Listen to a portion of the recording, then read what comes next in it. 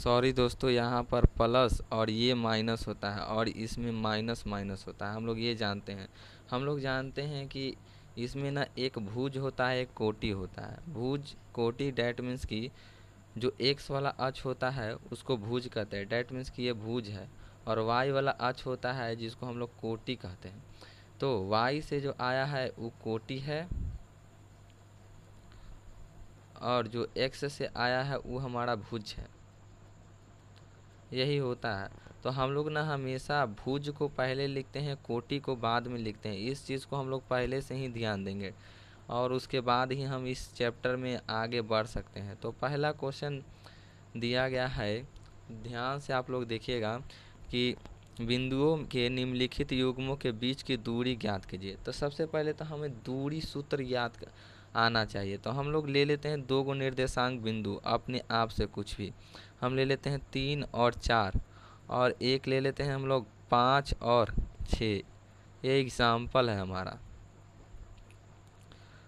और इस तरह से ले लिए। तो इस दोनों के बीच की दूरी हमको ज्ञात करना है।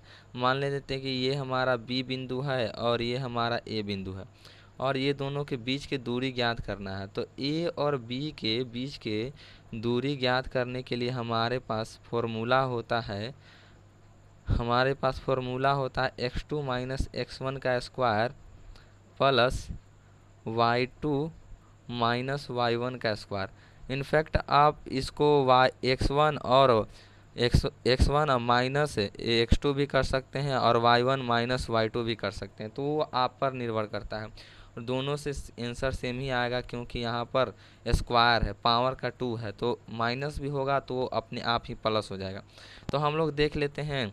तो यहाँ पर हम लोग देखते हैं कि ये हमारा x1 है और ये हमारा y1 है, यहाँ हमारा x2 है और ये हमारा y2 है। तो ये दोनों के बीच की दूरी ज्ञात करना है। तो इस एग्जांपल से हम लोग ध्यान से समझेंगे और देखते हैं कि कैसे हमारा आंसर निकलता है। तो हमारा x2 5 है और x1 3 है का स्क्वायर और y2 हमारा 6 है और y1 हमारा 4 है का स्क्वायर।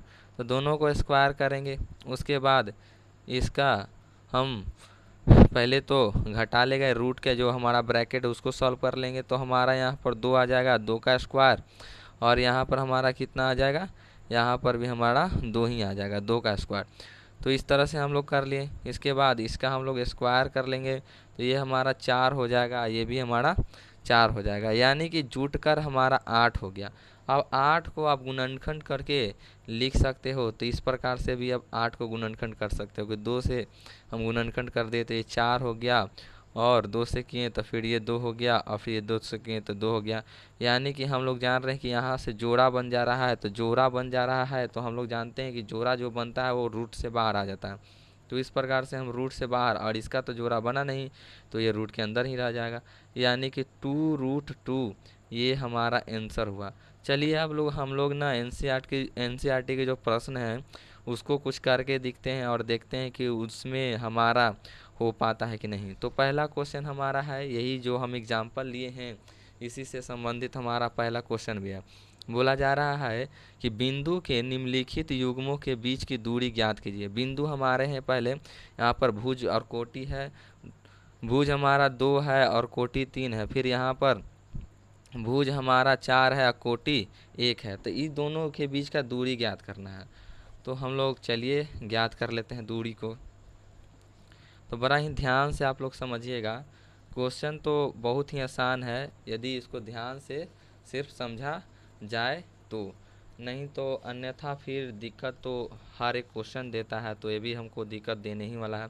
तो क्वेश्चन नंबर पहला क्वेश्चन हम ले लेते हैं। क्या है, 2 और 3 है और साथ में 4 और 1 है। तो सबसे पहले तो इसको लिखना हमको होता है। तो लिखना होता है तो हम लिख देते हैं कि दिया है। क्या दिया है भाई साहब, तो हमको ना 2 गो के बिंदु दे दिया है, निर्देशांक बिंदु, जिसका दूरी ज्ञात करने के लिए दिया है। तो मान लेते हैं कि ये ए है और ये हमारा ये है 2√3 और वहीं हमारा ये बी है। तो बी हमारा क्या है, 4 और 1 है। तो इस दोनों के बीच की दूरी ज्ञात करना है। तो हम लोग फॉर्मूला जानते हैं तो लिख देंगे दूरी सूत्र से। ये जो हम फॉर्मूला आपको ये वाला बताए थे, ये ये एक फॉर्मूला है जिसका नाम है दूरी सूत्र, दूरी सूत्र। तो इसको आप लोग ख्याल रखिएगा और ध्यान से ही रखिएगा ताकि आगे आपको प्रॉब्लम ना हो। तो हम लिख देते हैं यहाँ से कि दूरी सूत्र से, दूरी सूत्र से। तो दूरी सूत्र हमारा ये दोनों के बीच के क्या है, तो हमारा दूरी सूत्र जो है वो लगा लेते हैं। तो दूरी सूत्र हमारा ए बी बराबर हो जाएगा अंडर रूट क्या होता है x2 माइनस x1 का square plus y2 minus y1 का स्क्वायर। अब हम लोग थोड़ा सा जगह कम है तो इधर हम लोग देखेंगे, ध्यान से आप लोग देखिएगा ताकि बाद में कोई दिक्कत उक्कत ना आए। तो यहाँ पर हम लोग जो हमारा x2 और x1 है यहाँ पर देख लीजिए, सबका मान रख लेते हैं। तो हम लोग यहाँ पर देखते हैं तो हमारा x1 ये है और y1 ये है, और यहीं पर x2 ये है और y2 ये है। तो रखिए ध्यान से, तो x2 हमारा 4 है माइनस x1 हमारा 2 है का स्क्वायर, फिर y2 तो y2 हमारा 1 है और y1 हमारा कितना है 3 है, तो -3 का स्क्वायर। फिर दोनों को सॉल्व कर लेंगे, तो सॉल्व करेंगे तो हमारा यहाँ 4 में से 2 जाएगा तो 2 ही बच जाएगा, 2 का स्क्वायर। और यहाँ पर हम लोग देखते हैं कि -3 को 1 से घटाना है तो -2 हो जाएगा हमारा। अब माइनस हो चाहे प्लस हो, पावर का 2 होता है तो वो प्लस ही हो जाता है, तो ये हमारा 4 हो जाएगा, प्लस में ये भी हमारा 4 हो जाएगा, और ये दोनों को जोड़ लेंगे तो हमारा 8 हो जाएगा। और अभी हम लोग देखे थे कि 8 का रूट से बाहर गुणनखंड करके इस प्रकार से निकाल लेते हैं। तो यहाँ इसको हम साफा लिख सकते हैं 2 अंडर रूट 2 हमारा ये दूरी निकल गया है। आई होप को आपको अच्छे से समझ में आ रहा हो।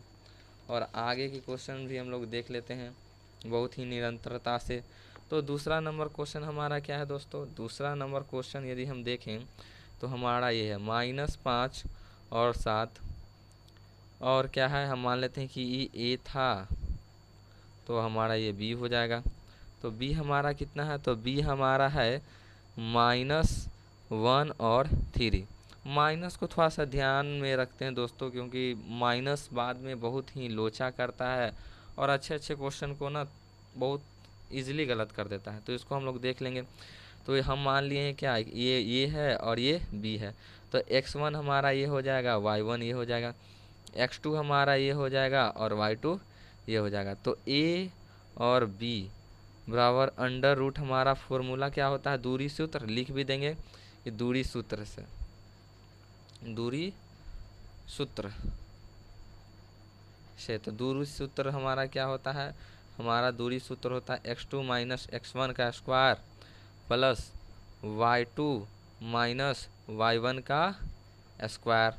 तो हम लोग देख लेते हैं, तो दोनों को हम लगाएंगे दूरी सूत्र, तो क्या हो जाएगा हमारा x2 कितना है दोस्तों, तो x2 हमारा -1 है, ध्यान से देखिएगा -1 फॉर्मूला वाला ये माइनस हो गया, और x1 क्या है दोस्तों -5 है, ये माइनस यहाँ से फॉर्मूला से आया है और ये -5 है, तो ध्यान से हम लोग लिख देंगे ताकि ना बाद में गलती ना हो। प्लस y2 कितना है दोस्तों 3 है और y1 कितना है 7 है का स्क्वायर। उसके बाद देखिए आप लोग माइनस माइनस क्या हो जाता है प्लस हो जाता है, तो हम आड़ा से ये तो माइनस में था लेकिन ये प्लस का स्क्वायर हो गया, और वहीं इसको सॉल्व हम लोग कर लेंगे तो कितना हो जाएगा -4 का स्क्वायर। फिर यहाँ पर हम लोग देख लेते हैं तो प्लस माइनस माइनस हो जाएगा, यानी कि 5 में से -1 घटा लेंगे तो प्लस का 4 बच जाएगा। उसके बाद ये माइनस का 4 है, इसको रहने देते हैं अभी एक बार और।